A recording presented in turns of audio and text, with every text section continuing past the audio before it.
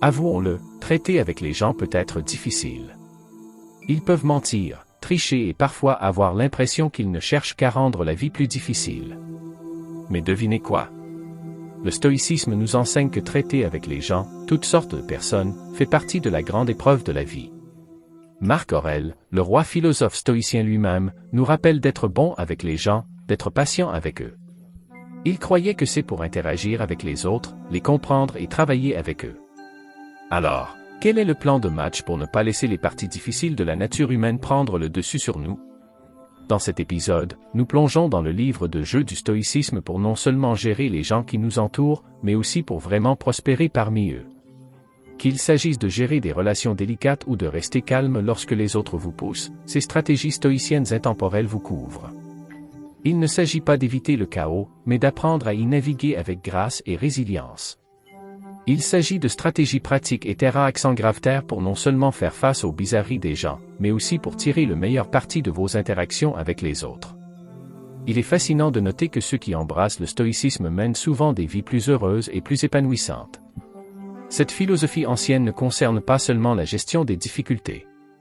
Il s'agit de trouver de la joie et de la satisfaction face aux hauts et aux bas inévitables de la vie. Si vous aspirez à faire partie de ce cercle distingué, il est essentiel de rester concentré sur ces enseignements. Ce voyage dans lequel nous nous embarquons ensemble ne consiste pas seulement à résoudre des problèmes. Il s'agit de transformer toute votre approche de la vie et de débloquer un niveau de satisfaction plus profond. Maintenant, prêt à aborder les problèmes des gens à la manière stoïcienne?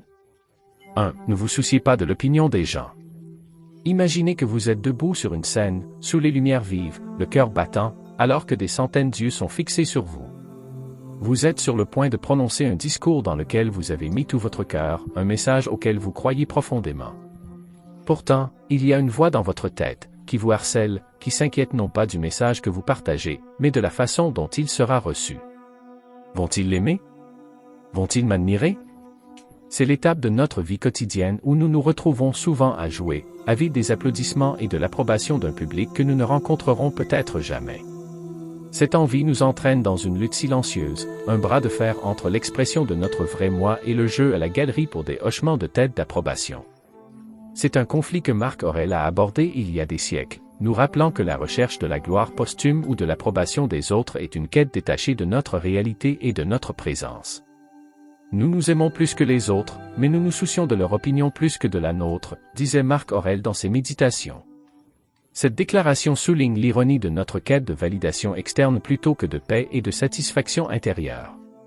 Prendre ce nouveau chemin n'est pas comme appuyer sur un interrupteur, c'est plutôt comme planter un jardin. Vous devez nourrir votre confiance, arroser votre estime de soi et parfois éliminer la négativité. Chaque jour, vous ferez face à des moments qui vous mettront à l'épreuve, mais chaque épreuve s'accompagne d'un choix. Posez-vous la question suivante, est-ce que je vis pour les autres ou est-ce que je vis pour moi-même? Il s'agit de vous ancrer dans ce que vous croyez, ce que vous représentez. 2. Soyez honnête. Chaque matin, lorsque le soleil perce à travers votre fenêtre, il y a une promesse d'un nouveau jour, et avec elle, un rappel. Vous allez rencontrer toutes sortes de gens. Oui, même les rusés qui tordent les mots, et ceux qui trouvent de la joie dans les problèmes des autres. C'est comme entrer dans un labyrinthe rempli de miroirs reflétant toutes sortes de personnages, mais voilà. Ces rencontres, elles ne sont pas là pour vous tirer vers le bas. Ils sont votre chance de briller, de rester ferme dans votre honnêteté, comme un phare au milieu d'une mer houleuse. Être fidèle à vous-même et aux autres est votre armure. Il ne s'agit pas seulement d'esquiver les flèches de la tromperie. Il s'agit de ne pas laisser ces flèches changer qui vous êtes. Maintenant, vous vous demandez peut-être, pourquoi s'embêter à être bon dans une mer de moins bons? C'est simple. Votre bonté, votre honnêteté, c'est un phare. Il traverse le brouillard du mensonge comme une lumière chaude et directrice. Imaginez l'impact de cette lumière, comment elle pourrait inspirer quelqu'un perdu dans l'ombre à trouver son chemin. Oui, c'est difficile quand on a l'impression que l'honnêteté est une perle rare. Mais n'oubliez pas que les pierres précieuses sont appréciées pour leur rareté.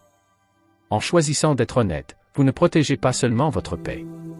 Vous établissez une norme montrant que la vérité et l'intégrité ont leur place dans ce monde. Alors, faisons de l'honnêteté l'une de nos stratégies. Non pas parce que c'est facile, mais parce que c'est juste. C'est ainsi que nous construisons une vie qui ne consiste pas seulement à survivre au jour le jour, mais à s'épanouir avec un but. Chaque moment honnête est un pas vers un monde où nous pouvons nous regarder les uns les autres dans les yeux et voir non seulement qui nous sommes, mais qui nous pouvons être. Ensemble, soyons les architectes de ce monde, un mot honnête à la fois. Disons que vous passez une journée difficile. Peut-être avez-vous renversé du café sur votre chemise préférée, manqué un appel important ou quelqu'un vient de dire quelque chose qui vous a un peu trop piqué. Il est facile de laisser ces moments vous envahir, de vous sentir ciblé ou contrarié. Mais voici un secret du livre de jeu stoïcien. Ne le prenez pas personnellement. Vous voyez, tout le monde a ses batailles, ses distractions et, oui, ses jours de repos. Quand quelqu'un s'en prend à lui ou se trompe, il s'agit souvent plus d'eux que de vous. S'en souvenir peut changer la donne. Pensez à un moment où vous avez craqué ou fait une erreur. Vouliez-vous blesser quelqu'un? Probablement pas. Plus probablement, vous étiez débordé, stressé ou vous ne pensiez tout simplement pas clairement. Nous sommes tous passés par là. C'est humain. En reconnaissant nos propres imperfections, nous ouvrons la porte de l'empathie. Au lieu de réagir par la frustration ou la colère lorsque les autres vacillent, nous pouvons choisir la compréhension. Cela ne fait pas qu'apaiser la tension, cela crée des ponts.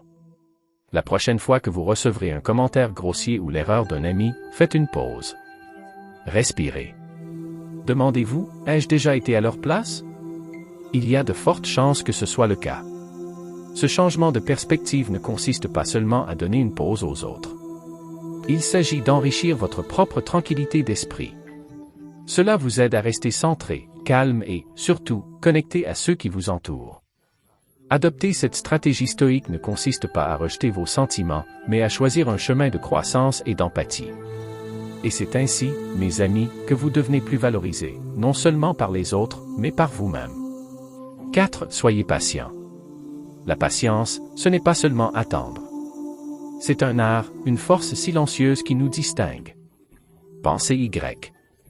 Chaque jour, nous sommes plongés dans ce tourbillon de chaos où tout le monde se précipite, coupe les coins ronds ou essaie simplement d'aller de l'avant, souvent sans penser aux conséquences.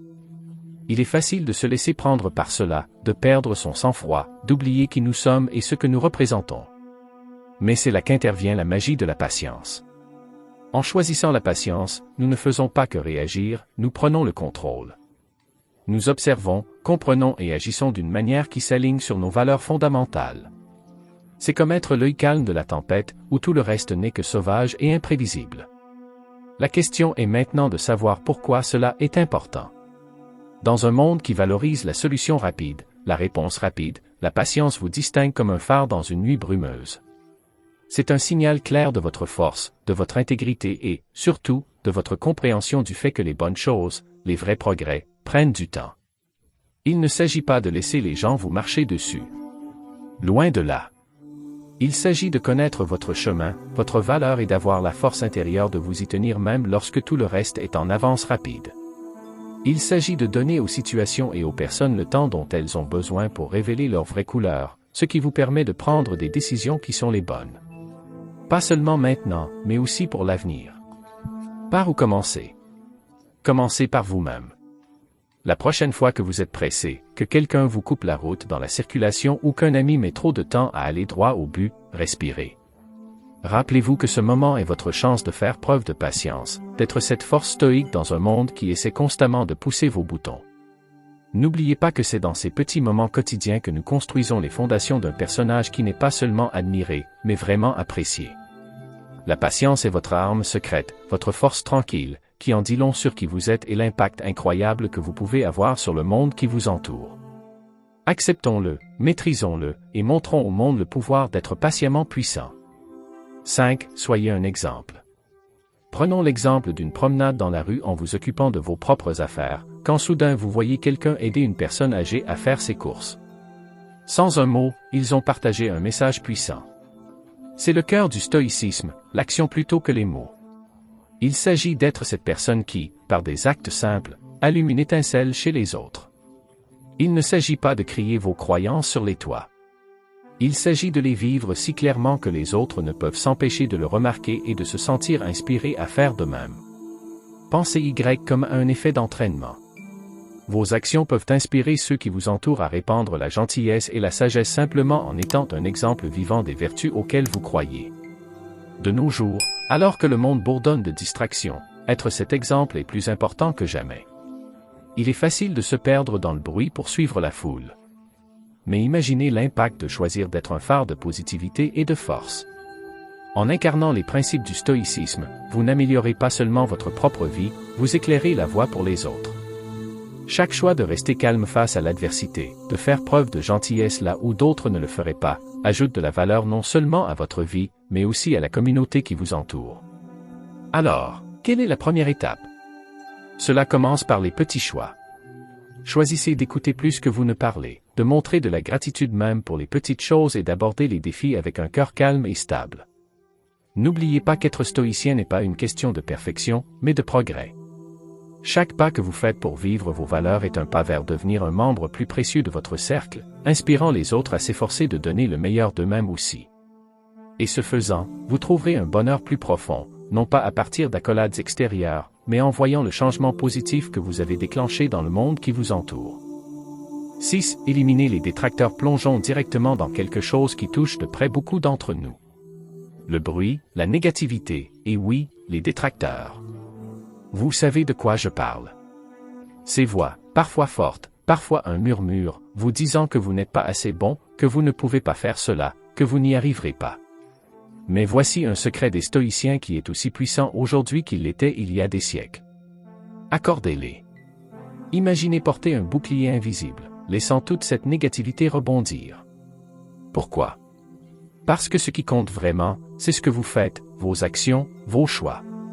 C'est comme si vous vous frayiez un chemin avec des écouteurs, en écoutant votre chanson préférée, concentré et imperturbable face au chaos qui vous entoure.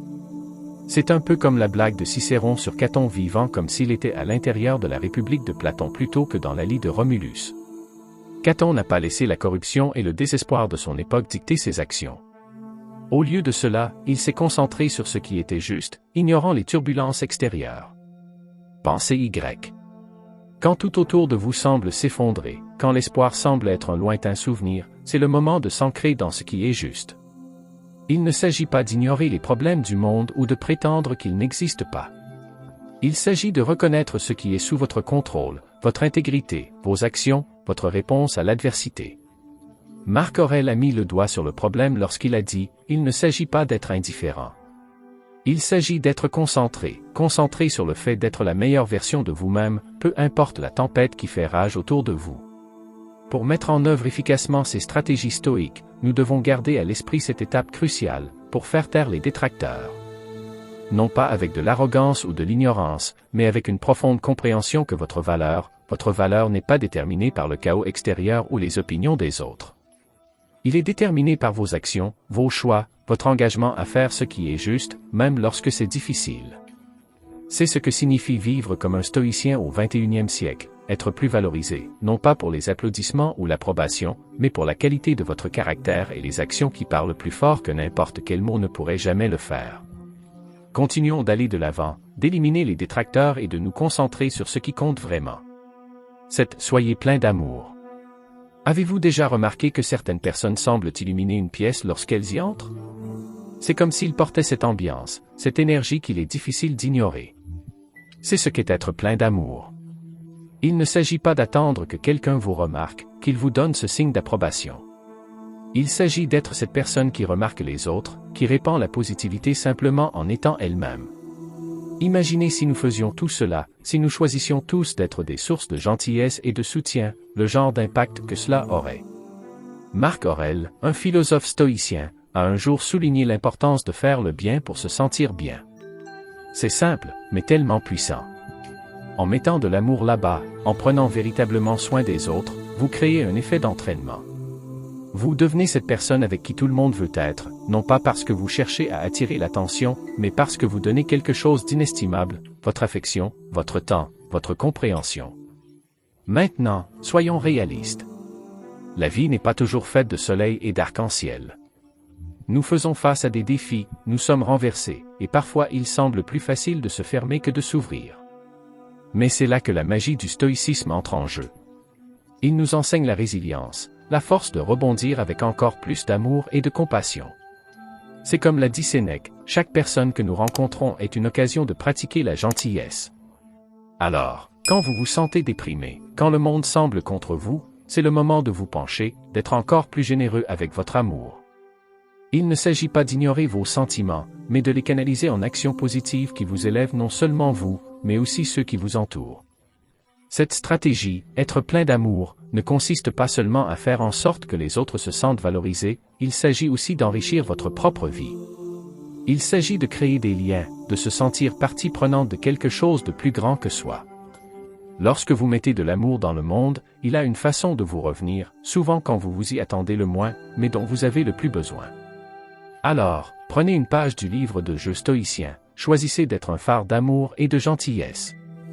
Vous serez étonné de voir à quel point vous vous sentirez plus valorisé, par les autres et, surtout, par vous-même.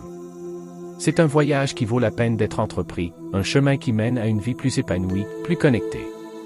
Et vous n'avez pas à attendre, vous pouvez commencer ce voyage dès aujourd'hui. En parlant d'amour, pourquoi ne pas répandre l'amour? Appuyez sur ce bouton et partagez-le avec quelqu'un qui pourrait avoir besoin d'un rappel doux aujourd'hui. Poursuivons le cycle de l'amour et de l'appréciation. 8. Arrêtez de vous comparer aux autres. Imaginez que vous faites défiler votre téléphone, que vous sautez d'un profil à l'autre, que vous voyez des instantanées de vie qui semblent parfaites. C'est là que nous devons faire une pause. Theodore Roosevelt a dit un jour, « La comparaison est le voleur de joie », et il a raison. Lorsque vous comparez vos coulisses à la bobine des faits saillants de quelqu'un d'autre, vous vous préparez à une chute. C'est comme si vous faisiez une course. Mais au lieu de regarder vers l'avant, vous regardez de côté. Non seulement cela vous ralentit, mais vous risquez également de trébucher sur vos propres pieds. N'oubliez pas que la seule personne que vous devriez essayer d'être meilleure est la personne que vous étiez hier. Avec la sagesse de Marc Aurèle comme guide, creusons un peu plus profondément. Il nous met au défi de remettre en question la folie de l'envie. Pourquoi désirer la vie de quelqu'un d'autre sans comprendre ses difficultés? Il est facile d'envier au PDG son succès, d'avoir fait les sacrifices qu'il a fait pour y arriver. Inversez le scénario et considérez ceci. Si vous deviez soudainement tout perdre et devenir quelqu'un d'autre, vous pourriez vous retrouver à envier la vie que vous avez maintenant. Ce changement de perspective est un outil puissant. Il ne s'agit pas d'avoir le meilleur de tout, mais de tirer le meilleur parti de tout ce que vous avez.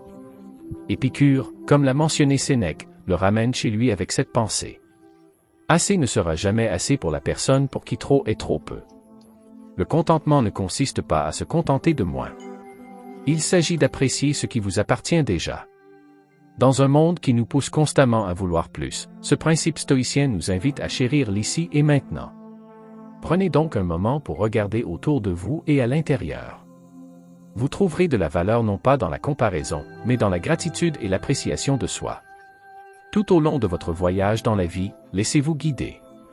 Valorisez-vous, non pas par la façon dont vous vous comparez aux autres, mais par la façon dont vous nourrissez et développez votre propre chemin unique. Avez-vous déjà reporté un coup de téléphone ou un message à quelqu'un en pensant « Je le ferai demain » pour vous rendre compte que demain n'arrive jamais pour certains? C'est une dure leçon que beaucoup d'entre nous apprennent à la dure. Le stoïcisme, une philosophie aussi vieille que le monde, mais aussi pertinente que votre dernière mise à jour sur les réseaux sociaux, nous enseigne un principe crucial, memento mori, souviens-toi que tu mourras. Mais il ne s'agit pas seulement de se souvenir de notre propre mortalité. Il s'agit de comprendre que tous ceux qui nous sont chers sont également en sursis. Imaginez si nous vivions chaque jour comme si c'était notre dernière chance de dire à quelqu'un que nous l'aimons, l'apprécions ou lui pardonnons. À quel point nos relations seraient-elles plus significatives? Prenez un moment pour vous rappeler la dernière fois que vous avez parlé à une personne qui vous tient à cœur. Vous êtes-vous séparés en bons termes ou y a-t-il eu des mots durs laissés en suspens? Le stoïcisme nous pousse doucement mais fermement. Ne vous couchez pas en colère. La vie est incroyablement éphémère. Une minute, vous prévoyez un week-end de rattrapage. L'instant d'après, vous regrettez d'avoir un moment de plus pour dire ce qui compte vraiment. Il ne s'agit pas de vivre dans la peur. Il s'agit de vivre avec intention. Chérir vos proches signifie tirer le meilleur parti du présent, pardonner rapidement, aimer férocement et ne jamais manquer une occasion d'exprimer à quel point ils comptent pour vous. Alors, plutôt que de nous perdre dans le chaos de notre vie quotidienne, prenons une seconde pour réfléchir à qui ajoute de la couleur à nos vies. Faites-leur savoir qu'ils sont valorisés, non pas demain, mais aujourd'hui. Qu'il s'agisse d'un simple SMS, d'un appel attendu depuis longtemps ou d'un câlin serré, faites en sorte que cela compte. N'oubliez pas que dans la grande tapisserie de la vie, ce sont ces moments de connexion qui comptent vraiment. N'attendons pas un rappel brutal de notre mortalité pour commencer à apprécier ceux qui comptent le plus. Memento mori, oui, mais que cela nous inspire aussi à vivre et à aimer plus pleinement, à chaque respiration que nous prenons. Pour conclure notre voyage à travers la sagesse stoïcienne, en particulier lorsqu'il s'agit de naviguer dans les eaux agitées des relations humaines, rappelez-vous que la force réside dans votre perspective et vos actions. Si les idées d'aujourd'hui de Marc Aurèle et du domaine du stoïcisme vous ont donné de nouveaux outils pour traiter plus efficacement avec les gens, pourquoi ne pas marquer ce moment? Appuyez sur ce bouton pour reconnaître la croissance dans laquelle vous vous engagez. Et, si vous connaissez quelqu'un aux prises avec des défis similaires, le partage de cela pourrait être le coup de pouce dont il a besoin. Consolidons notre apprentissage aujourd'hui. Laissez un commentaire en disant « Je grandis chaque jour » en témoignage de votre engagement envers le développement personnel et la navigation dans les relations avec grâce et calme stoïcien. C'est une affirmation simple, mais puissante dans son intention. Voici la croissance, la compréhension et la résolution de problèmes avec un peu plus de sagesse et beaucoup moins de friction. Merci de m'avoir regardé et à bientôt, camarades stoïciens.